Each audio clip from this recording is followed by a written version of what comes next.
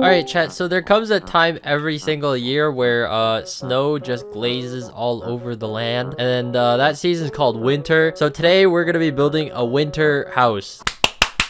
There's absolutely nothing that's supposed to be special about this. It's literally just a winter house, but I'm gonna try to see if I've improved on the last winter houses that I've done. So if you don't already know, I do a winter house every single year, and it's time to do that again. And it's basically just making a house, but covering it in snow. I guess that's what a winter house is called. First things first, we need to find some inspiration, so we're gonna use Pinterest. And I've gathered a little board of some Pinterest ideas that I thought would work for this. Of course, all of these don't have snow on them, but you don't need snow for it to be a winter house. Like, to be honest, you could call any house a winter house. But I think this year I'm gravitating towards something with a very elegant roof design, or not really elegant, but like kind of fantasy-like, where it kind of just slopes down, curves or whatnot. And then we're also gonna use a lot of brick on this house, so we brick it up. As for the interior, I haven't really decided on what I'm gonna do for that, but I'll try to do something that's not as generic as I normally do. Like, I think the best thing to do when you're looking for interior inspiration is search up on Pinterest bloxburg interior, because that kind of gives you a scope of what you actually can do in the game as opposed to some real life stuff. I'm not at that level yet where I can mimic real life stuff, so I'm just gonna do this, but I'm probably gonna leave that for later. And I'm just gonna start on the exterior for now. Chat, I'm looking at 2 hours of 4 times sped up footage, and I don't even know what to say. How many hours even is that? That's 2 times 4. That's 8 hours of full length footage that I'm editing right now. But for some reason, I don't remember spending 8 hours on this house. It felt like it went by a lot faster. Also praying for my storage, because I don't think I have that much storage. But anyways, like I said earlier, the inspiration for this house is kind of like a French country style home with those curved roofs and whatnot. Aside from that, it's a very normal house. I don't know how to differentiate it from what I normally do. Definitely really proud of this one, especially as you continue watching the video, you'll see why, because I end up spending a lot of time working on some of the most unnecessary things. But anyways, we're starting here with a bayfront window, and it's honestly not too detailed, but I've definitely have improved some of my window building techniques. Like, I use a lot more basic shapes and structurals to kind of frame the window instead of just using, you know, the simple basic shape. And there's kind of like an inset on the window. I feel like this is nerdy talk, so I won't continue with that. In short, simple, very noob terms, it's a bay window, and it sticks out and it looks good. Also, before you continue watching, if you're looking to build this house, I highly do not recommend. I mean, I guess I would, but just stop watching after I delete the roofs and start vaulting them. Just a fair warning, you do not want to do that. Basically, that means hollowing out the roofs so I can actually have more space in a second floor. At the time I'm building this house, the grass is still very much green, but it is soon to be snow, and the update should be coming out the day after. Well, actually, I'm recording this when the update is out, and but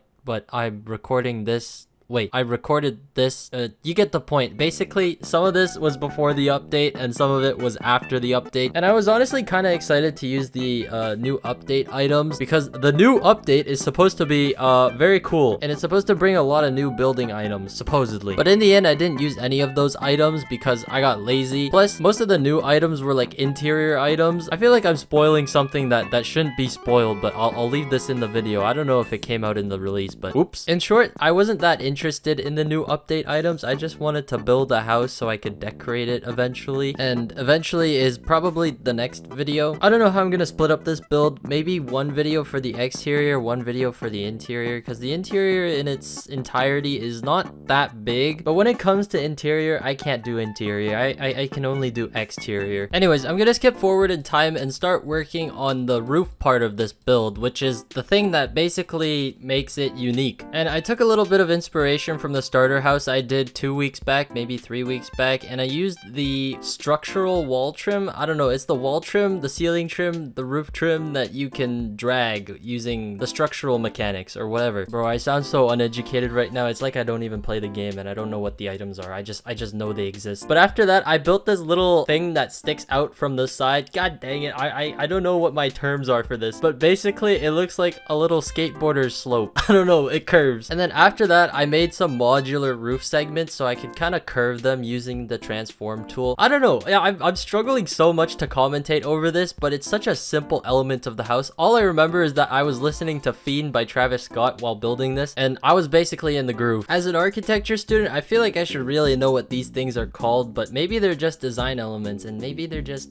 you know, things that don't have a name. I'm sure that's not the case, and maybe I've just forgotten the names of some of these elements, because our lectures are 3 hours long, and they just bombard my schedule. Like, I don't think any student is actively listening in a 3-hour lecture and actually absorbing any information. Like, most of the time, whatever the professor says just goes in one ear and then goes out the other. I'll be taking notes in class, but even notes don't help, because I'll look back at the note at the end of the semester and then I'll be like, what the hell did I take down? I think I'm one of those people that just does things without actually knowing anything about what I'm doing, and that could be a good thing or a bad thing. Probably a bad thing when it comes to architecture. But anyways, we've basically finished up the main statement piece of the house. Like, this is the part of the house that everyone notices and then everyone just bases the rest of the house off of. And so I decided to go left with this because left seemed like the most logical choice. You know, typically I say right is always right, but this time it was left. Left is always right. And I took a lot of inspiration from one of the houses that I actually rated in one of my rating houses, but the server resets in 10 minutes. So credits do go to that builder, but I completely forgot which builder that was, but the house is in the thumbnail and I took inspiration from that. Anyways, for the rest of the house, I basically followed a lot of the same techniques that I use for a lot of my other houses that I built. Hip roofs, gable roofs, those worked well together, so might as well use them. And then I added some dormers, because dormers with hip roofs and gable roofs work really well as well. But I did do something that was a little different from the other houses that I make. Usually I'd fill the dormer up with, or I'd roof off the dormer with a slanted roof. But this time I took the convex, wait, is it concave? I think it's concave. I took the concave roof and then I put it on top of the dormer to make it look a little more elegant than it usually does. And I played around with this for a bit until I thought it sat right. And in the end, I think it turned out looking pretty good, although I don't think there's much of a difference between slanted roofs and then concave roofs. I don't know, maybe if you look at it from the side, it looks a lot better. But I'm not gonna lie, this was a bit of a pain in the butt to do. Moving on to the chimney. You guys know how I said gardening and vegetation was like the make or break factor for building traditional houses? Well, I think chimneys are also part of that now, because if you're building a traditional house or anything in the classic style, I feel like a chimney just adds so much to the entire atmosphere or like the aesthetic of the house. Obviously, I'm putting it in a spot that's not very functional, but I'll try to make it functional as I continue to build. But yeah, I think chimneys definitely bring a lot of the house together, and it just adds a lot of height for areas that don't have it. And recently I've been adopting this chimney style where it kind of like curves upwards, and then there's this smaller chimney that sticks out of the top. And then to get the chimney stacks or the smoke stacks, I actually use the in-game items, and then I place that on a roof under it, and then I just transform it over it. I don't know how much of this is making sense to you guys, but basically I nerded out on a chimney. Moving on to the left side, this is basically the only part we need to finish, and then the rest of the house shell is basically complete. But the only problem with that is that I spent a total of like 45 minutes trying to do the left side because I wasn't happy with anything I was doing. Like, at one point I was just making it go straight down, and then at one point I was also extending some gable roofs out of the side. I don't know what I ended up doing. Oh wait, no, yeah, that's what I ended up doing. I ended up just extending the wall with the arches over and then adding a bay window again. And I think this worked out pretty well. I was just having a little bit of trouble with the hip roofs, and this is when I realized that the entirety of the second floor at this point was not going to be able to be used because of all the roofing elements. Like, you'll go into the second floor and then the entire second floor is just basically covered with a bunch of these weird triangles and pyramids and different shapes from the roof. So it was basically unusable. But anyways, onto the back side. The back side was pretty easy to build. I just basically mimicked the entire front side onto the back side with the same dormer, the same slanted roofs, the same curved roofs as well. The only thing that I guess was different was on the left side of the back side. I don't know if that's the right side of the front side or the right side of the back side, but it's basically the larger part of it. And instead of having, you know, the main entrance with the little arch, I had another larger bay window. I think there's a total of 4 or 5 bay windows in this, which is actually not too bad. It depends on how you furnish it, and you know how I am with furnishing. It's probably not gonna look good. And then to finish off the roofs, I added this little wooden support, or no, not like a wooden support. It's like a structural support using basic shapes. You know those things that you put on the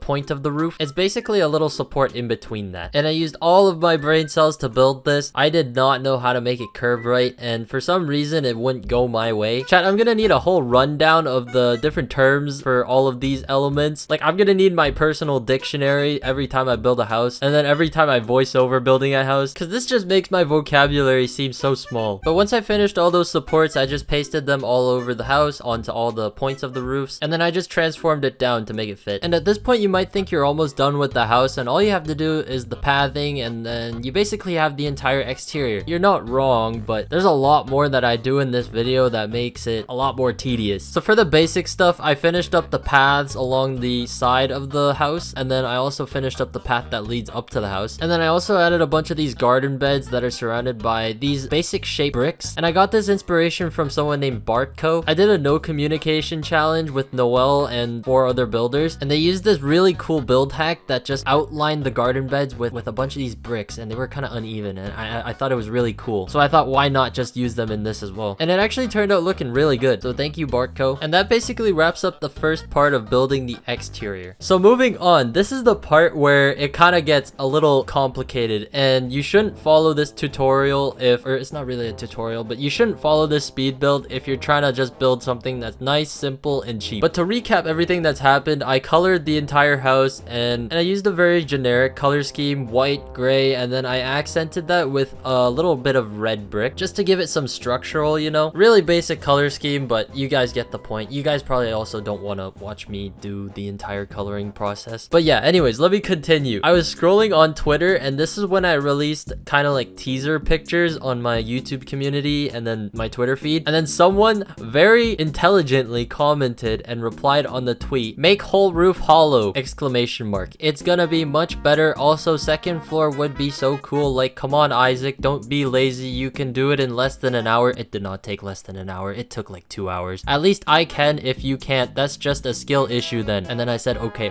So naturally, I took this as a challenge, and now I'm stuck here, and you guys are watching me hollow out an entire roof that I spent 45 minutes doing. And I'm about to spend another 2 hours hollowing out this roof. So that's just fantastic. Thank you so much, whoever commented. Something I will say though is that your basic shape knowledge has to be insane for you to actually do a vaulted roof or a hollowed out roof. Like, you had to have gotten an A+ in grade 6 geometry or something, because this entire thing was just a mishmash of triangles and more rectangles and just filling up spaces, and then having double edges just so I could paint the wall on the inside and then have a different color texture on the outside. Man, that just bamboozled my brain. The easiest part to work on was probably the gable roofs, because those are just straight triangles, and it doesn't take a big brain to really know how to vault one of those. The only challenging part was kind of redoing the walls so you could have 2 sides, so you could paint one side the exterior color and then one side the interior color. But aside from that, this was the easiest part of what I was doing. And even though it was easy, it somehow took me 30 minutes to complete just this one section of the house. But anyways, moving on to one of the harder parts, I was placing in the slanted roofs just to fill in the roof section over on the middle part. And I realized I had some holes to fill in, but I also didn't want to use shapes that kind of protruded into other roofs. So I actually had to use a reshaped triangle. You know those matching shape toys you get as a kid where there's like a square hole and you have to match the square object into one of those holes? It was basically like that, and I had a really hard time doing this. I think it was just the challenge of making everything align and then kind of be flush with the interior walls. This wasn't even the hard part. The hard part was the hip roof up at the top. And let me walk you through my entire process for building this. At first, I was adding some poles just so I could figure out the height of the original hip roof that I had, so that way I would know how tall I needed to make my triangles. So I added these 2 columns that just stick out at the top of the roof, and then I resized them down so I would know the height. And then after that, I just took the gable roofs that I made earlier and I just spammed them across the entire length of the top. So this was the easiest part of the hip roof, because if you look at a hip roof, it's basically just a gable roof with kind of like pyramid edges. And then after I got the main body of the hip roof done, I went onto the inside so I could kind of flush out the little curved roofs, because they were kind of protruding into the interior. So I kind of needed to, you know, smoothen that out and make it not as, you know, obvious that there's a basic shape that's popping into the inside. I honestly don't know how I'm gonna go about doing the interior, but I'm sure that'll come eventually. Like, maybe I could make this just an attic or a second floor bedroom. I don't know. That's for next video. Anyways, here we are back to working on the hip roof, and right now I'm just adding a triangle shape so I can flush out the interior walls again. Everything about building a hollow roof is just flushing out interior walls. It's kind of the same process in real life. You just put drywall on the ceiling, cover everything up. But then shifting over to the hip roof, this is where it kind of gets challenging, but I guess this side's the easier of the both sides. So I used a triangle to kind of map out where I would need to place other triangles, and basically building a pyramid is just 8 triangles, but since we're building only half of it, it's just 4 triangles, right? Quick maths. And then I realized the triangles didn't fit the entire length of the triangle. I don't know how many times I'm gonna say triangle, but you guys probably get the gist of it. I just use triangles to build pyramids because that makes sense. And this entire process was so mind-boggling. And also for some reason, triangles don't resize down to below 0.5, which is a really big issue because now the triangles are super thick and they match the thickness of the roof. So now I can't put an interior face to the triangle. I don't know. It's a lot of technical stuff and is very scuffed if you look at it from the outside. Anyways, I'm gonna skip to the part where I completed that because nobody wants to watch me touch a bunch of triangles for like 3 hours. I used the color yellow to indicate which walls were on the inside and then which walls were on the outside. And so finishing up this hip roof, there were a couple of holes, but I was really happy with what I had produced. And then once I got that done, all I had to do was move on to the other side, which was just so much less painful than the left side. The right side was a huge pain in the ass. I'm not even gonna cut that out. There were just so many more elements on the right side that I needed to incorporate and kind of smooth out to the hip roof. And the fact that there's 2 different gable roofs on the right side does not make it easier. So starting with the smaller gable roof, it's basically just the left side mimic over to the right side, so that was pretty easy. And then the larger brick roof was just a matter of extending those gable roofs upwards until it hits a different point, so that also was pretty easy to do. Light work, no reaction. And then all of that just gets copied and pasted until we reach the back gable roof, which is more or less the same process. I feel like a lot of this is very self-explanatory. It just takes a mind to wrap around it. And then once again, I just lined up the slants with this curved part at the back, and then that was pretty much it for the gable roof. Simple, easy, done and dusted. But now comes the hard part where I need to fill in this awkward shape while also maintaining the hollowness of the roof inside. And I had no idea what shapes were supposed to go into this hip roof to kind of slope it down to the gable roof. So I just instinctively started using triangles and just tried to jam them in. Like, building this part actually gave me nightmares, and it was at the point where I had to take wellness walks in between building this. Chat, someone actually needs to teach me how to do these hollow roofs. And now I kind of understand why we can't have hollow gable roofs in game, because if we were to do something like this, it would kind of get messed up. And I don't know how anyone was doing this before the transform tool was implemented into the game, but props to whoever did that because you're a legend. Anyways, the game finally updated. I don't know if you could tell, the entire ground's white, and then the ticket system's also implemented. But all of a sudden, it started looking a lot more wintry than it did before. Maybe it's just the snow and grass, but I wanted to do these trees that would make it just that much more wintry. They're kind of like fir trees, pine trees, but kind of like balding or thinning. And to do that, I just followed the same process I usually do for making my trees. I make a couple branches, and then I just paste it on the trunk and rotate it all different directions until it looks somewhat good. And so I repeated this using a bunch of different branches up until I got the final tree. And you might be saying, Isaac, this looks a little bad, but like, I don't know, I kind of like it. I think something about it being not completely filled makes it even more realistic, because not all trees are, you know, super plump and bushy. That's just the ideal tree. I think this is one of those trees where you have to take a step back and kind of look at it from the bigger picture. Like, it looks good. It looks like a tree that's typically in a winter wild forest environment. And then in making one giant tree, I was also able to make a smaller tree by just, you know, taking the upper trunk and just copying and pasting it down onto the ground. And then once I got those 2 trees done, all I had to do was paste them all around the house and kind of strategically place them, because one tree was like 40k and I didn't want to spend like over 500k on trees. Like, I know typically for these trees, they're kind of like bunched together to kind of give a full forest vibe, but I also didn't want to spend that much, so I just kind of sparsed them out. But I think the placement was honestly pretty good. And then the last thing I had to do was fill everything else in with normal bloxburg gardening items like bushes, the floor ivy, and then maybe some rocks and stuff and whatnot. But that was pretty much it. The entire house was at this point kind of done. All right, so after hours of working on this monstrosity, we finally completed the exterior of the house, and that took 4 hours. I don't know if I should be proud of that, or maybe that was a waste of time, but I think the house turned out really... Oh, okay, I messed up. Yeah, anyways, as I was saying, I think the house turned out really nice, especially with the trees, and I went for a different design this time. They're not as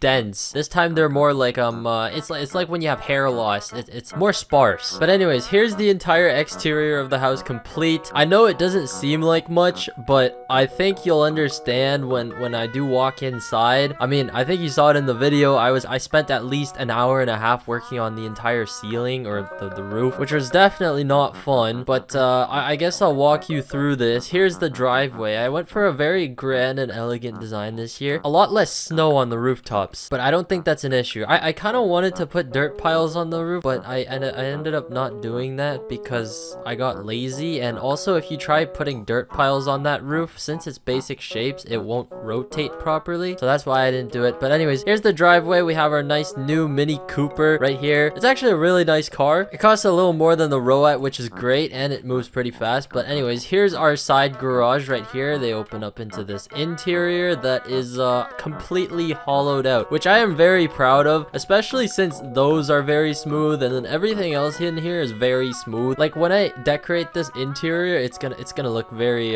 smooth. Aside from like a couple of holes in the ceiling, I think I did a pretty good job. There's a bunch of floating lights, but I guess I'll eventually get those fixed. Yeah, maybe I should have laid out the interior so that way I would know what to do for the next video, but oh well. Oh, look at those sun rays just shining through those windows. Yeah, I don't know if I should leave this open concept or just bust it open, or maybe I should actually separate this into 2 floors. I don't know.